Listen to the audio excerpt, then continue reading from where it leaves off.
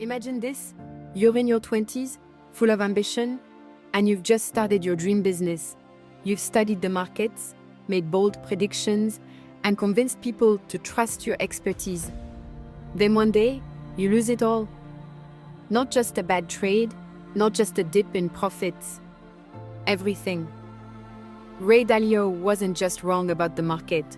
He was so wrong that his company collapsed. He had to borrow $4,000 from his dad just to survive. Can you picture that? The weight of humiliation, the gut-wrenching moment of realizing you've risked it all and lost? For most people, that would be the end of the story, the end of the dream. But for Ray Dalio, it was just the beginning. Because instead of giving up, he did something extraordinary. He sat down and dissected his failure, piece by piece. He studied what went wrong, why he didn't see it coming, and what he could learn from it. And from those ashes, he built a set of principles, guidelines for making better decisions, avoiding blind spots, and turning setbacks into stepping stones. These principles weren't just theories. They were tested on the battlefield of real life. And over time, they helped him rebuild. Dalio clawed his way back. His company, Bridgewater Associates, rose from failure to become the world's largest hedge fund, managing over $160 billion. His secret? Not luck, not talent, but a repeatable system for success, a system that you can use too. This isn't just a story about money. This is a story about life, about facing reality head-on, about turning setbacks into the ultimate advantage. And today we're going to uncover those principles so that you can apply them to your own life. Because if there's one thing Ray Dalio proved, it's this. Success isn't about avoiding failure. It's about knowing how to bounce back stronger than before. Let's begin. Chapter 1.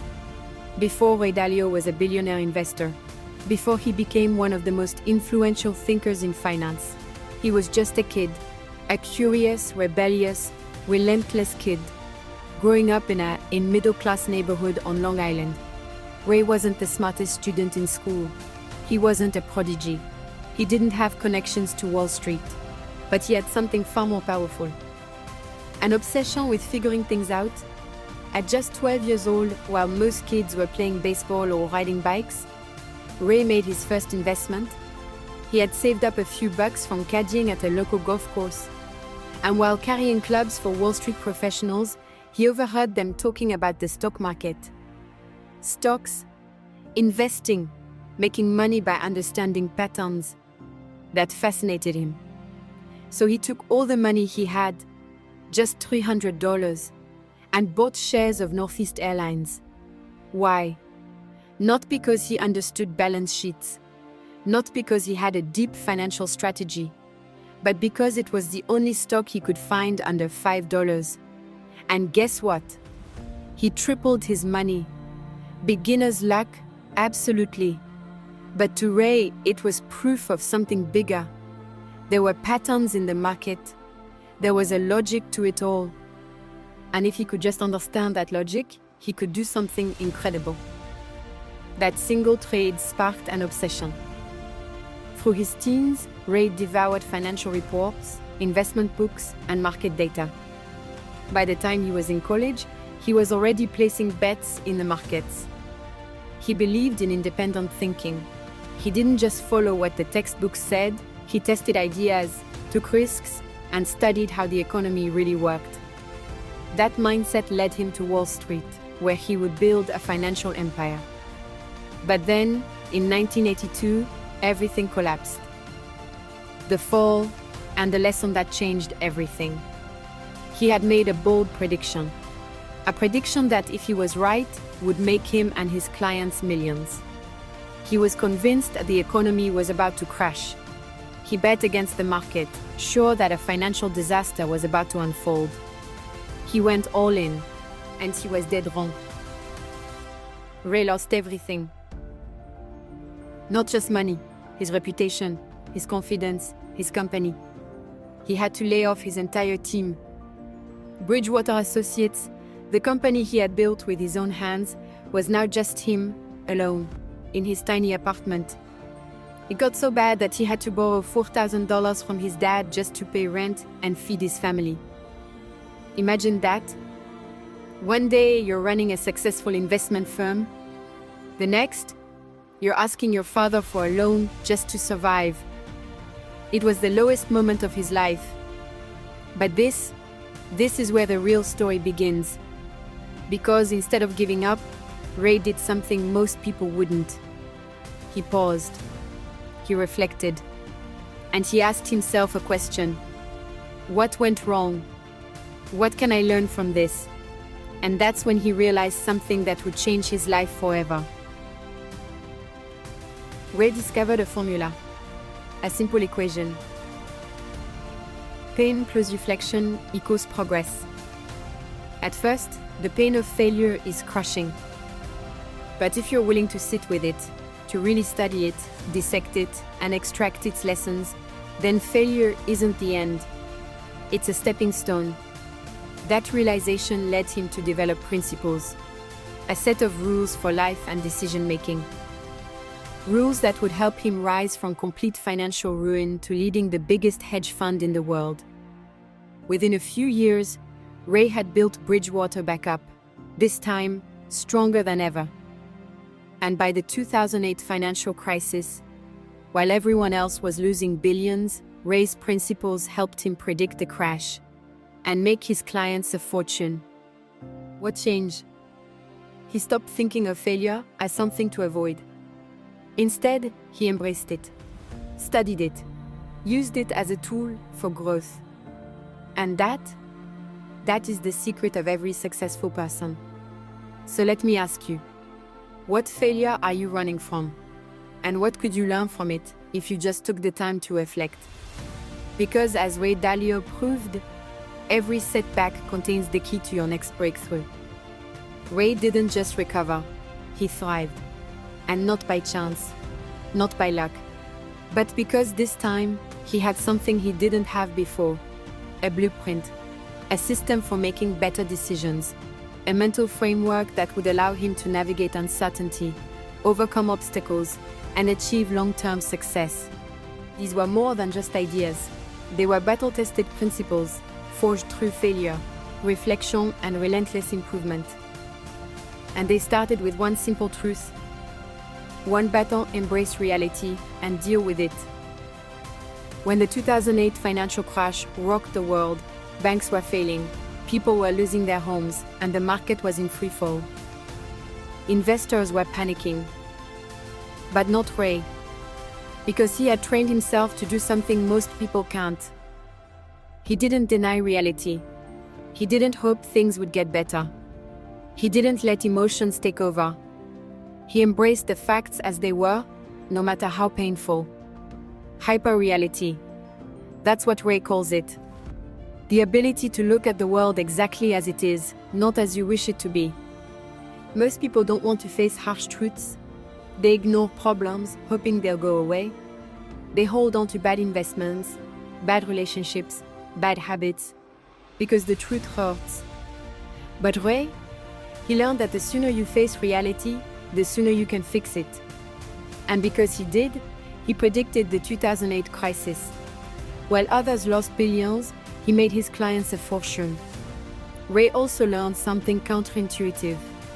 The smartest people in the world don't rely on their own intelligence. They rely on other people's intelligence. Because here's the truth. No matter how smart you are, you have blind spots. So, what do? You seek out people who disagree with you. Not to argue with them, not to prove them wrong, but to understand them. Because the best ideas come from a collision of different perspectives. That's why at Bridgewater, every meeting was built on a culture of radical transparency. Employees were encouraged to speak freely, to challenge even the CEO himself. Imagine that. Imagine if your company, your relationships, your personal growth were built on honest, unfiltered truth. How much better would your decisions be? The 5-step process to get what you want in life. Every time you set a goal, you're going to hit obstacles. That's inevitable. But most people get stuck because they don't have a system for solving problems. Ray developed a 5-step process, a playbook for overcoming any challenge. Have clear goals? What you really want? If you don't define it clearly, you'll never reach it. Spot weaknesses. Don't ignore them. Identify what's holding you back. Go deep. Don't fix symptoms, fix the real issue. Forekey, design a plan, create a strategy, map out the steps to success, execute with discipline. A plan is useless if you don't take action. This isn't just about investing. This is a system you can use for anything in life. Your career, shift fitness goals, your relationships, your personal development. Because great lives don't happen by accident. They happen when you have a strategy. Imagine if you applied these principles to your own life. Would you handle setbacks differently? Would you think more critically? Because that's exactly what Ray Dalio did. And that's how he went from losing everything to becoming one of the most successful investors of all time. Building a winning team. Most companies claim to value ideas. But let's be real. In most workplaces, decisions aren't based on truth. They're based on who has the most authority. On office politics, on who speaks the loudest, not who's actually right. Ray Dalio saw this, and he refused to let Bridgewater Associates become like every other company. Instead, he built something revolutionary. A company that wasn't about hierarchy, but about ideas. A culture where anyone, even a new intern, could challenge the CEO, including Ray himself. This wasn't a company. It was a machine for discovering truth. And it worked. Bridgewater became the largest hedge fund in the world. At Bridgewater, truth was everything. That meant no sugarcoating, no hidden agendas, no playing office politics. Every single meeting was recorded and made available for any employee to watch. Yes, even the CEO's private meetings. Why, you may ask? Because Ray believed that everyone should see reality as it is. People who can't handle truth can't handle success. But let's be honest, not everyone could handle it.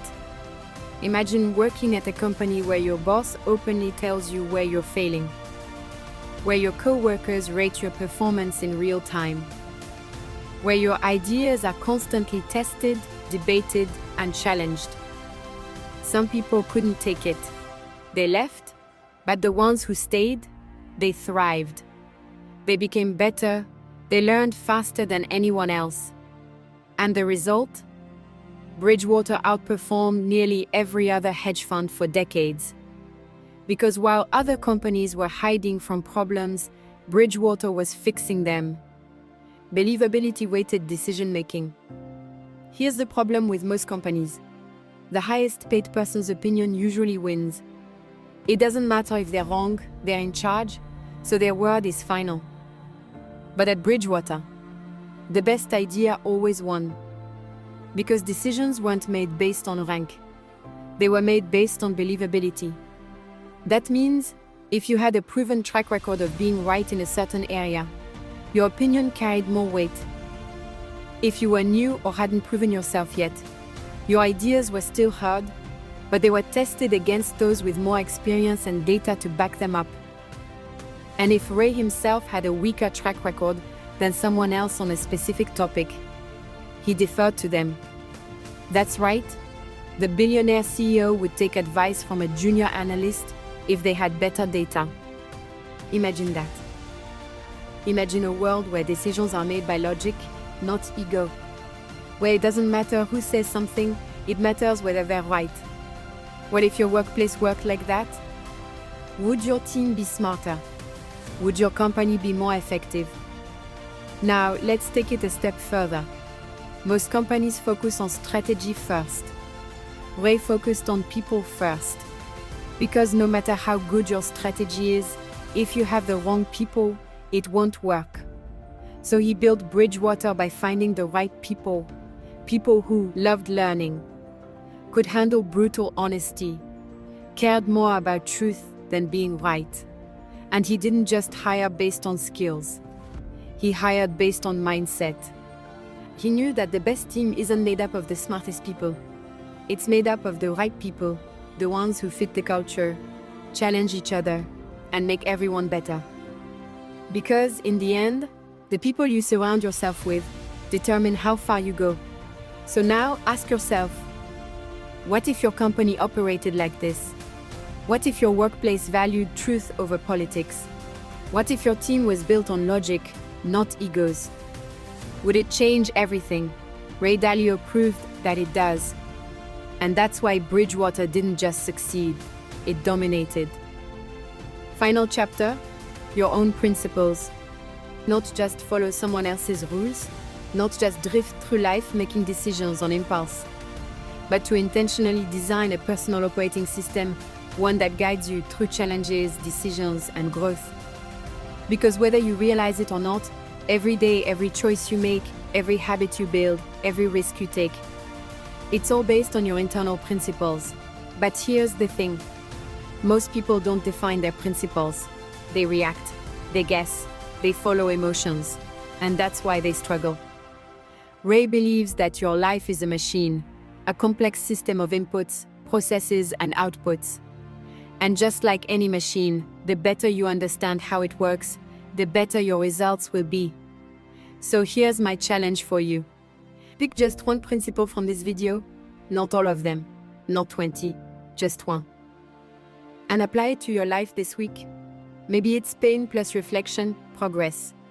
Because you're going through a tough time and instead of avoiding the pain, you decide to sit with it, to learn from it, to make sure this moment isn't wasted.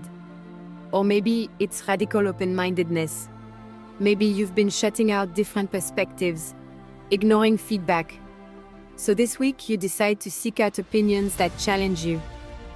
Or maybe it's the 5-step process to getting what you want. You're tired of drifting, you're done being stuck, and so for the first time, you write down a clear goal and break it into actionable steps. A principle is only as powerful as its application. Reading them, understanding them, that's just step one. But living them, practicing them, that's what transforms your life. If you enjoyed this breakdown of principles, life, and work, I want to hear from you. Drop a comment below. Which principle stood out the most to you? What's the one idea you're going to test in your own life? And if you want more insights like this, if you want to keep learning, keep growing, and keep thinking in principles, hit that like button, subscribe, and join me on this journey. Because this is just the beginning. Until next time, keep learning, keep growing, and keep thinking in principles.